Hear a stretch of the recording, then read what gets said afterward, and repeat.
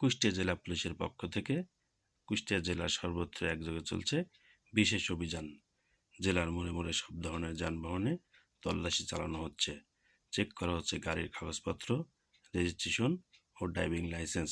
বিশেষ করে অবৈধ ও রেজিস্ট্রেশনবিহীন মোটরসাইকেলের বিরুদ্ধে নেওয়া হয়েছে কঠোর ব্যবস্থা। বৈধ কাগজপত্র ছাড়া কোনোভাবেই চলতে পারবে না কোনো যানবাহন, এমন নির্দেশনা জারি করেছে জেলা পুলিশ। পুলিশ জানায় সড়কের শৃঙ্খলা ফেরানো, দুর্ঘটনা রোধ এবং অপরাধ নিয়ন্ত্রণ রাখতেই এ অভিযান পরিচালনা করা হচ্ছে। সন্দেহজনক যানবাহন থামিয়ে তল্লাশি করা হচ্ছে, যাচাই করা হচ্ছে চালকের পরিচয় ও লাইসেন্স। এদিকে এই অভিযান সাধারণ মানুষের মধ্যে মিশ্র প্রতিক্রিয়া দেখা দিয়েছে। কেউ বলছেন এই অভিযান সময়োপযোগী ও জরুরি, আবার কেউ কাগজপত্র না থাকায় বিপাকে পড়েছে।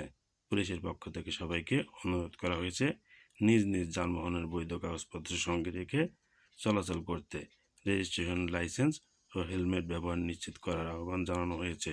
কুষ্টিয়া জেলা পুলিশ জানিয়েছেন, আইন শৃঙ্খলা পরিস্থিতি স্বাভাবিক রাখতে, জনগণের নিরাপত্তা নিশ্চিত করতে এই অভিযান অব্যাহত থাকবে।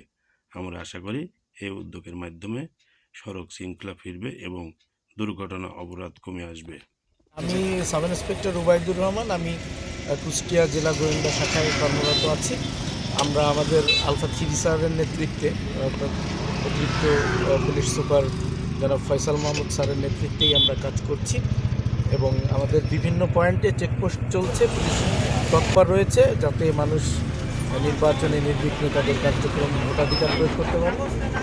আমরা আমাদের কার্যক্রমকে বেগবান করার চেষ্টা করছি। আসলে এটা পুলিশের একটা রুটিন কাজ। আপনাদের ধন্যবাদ জানাই। আমরা এখানে আমাদের ঊর্ধ্বতন কর্তৃপক্ষের নির্দেশক্রমেই চেকপোস্টটা, এটা এখন নির্বাচনকে কেন্দ্র করে নয় শুধু, এটা পুলিশের একটা নিয়মিত কাজ। আমরা যাতে নির্বাচনকে কেন্দ্র করে আরও বেশি ফলপ্রসূতার সাথে কার্যক্রমটা বাস্তবায়িত হয়, এজন্য আমরা আমাদের নিয়মিত কার্যক্রমের অংশ হিসেবে আরেকটু বেশি গুরুত্ব দিয়ে কাজটা করার চেষ্টা করছি, যেটি আপনারা ইতিমধ্যে অবলোকন করেছেন। আমরা সার্বিক নিরাপত্তার বিষয়টা মাথায় রেখে কাজ করছি।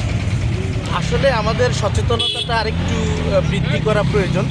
বেগ শুধুমাত্র অনেককে আমরা সিগন্যাল দিলেও অনেকে বুঝতে পারছে না, বা একটা চেকপোস্টের জন্য মানুষকে যেভাবে অ্যাওয়ারনেস আরও আমাদের করা উচিত যে পুলিশ চেকপোস্টে কে কীভাবে সহযোগিতা করবে।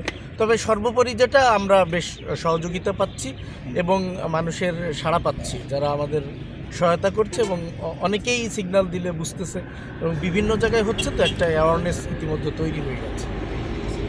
ধন্যবাদ। DS News 24, DS Tutul, Kushtia.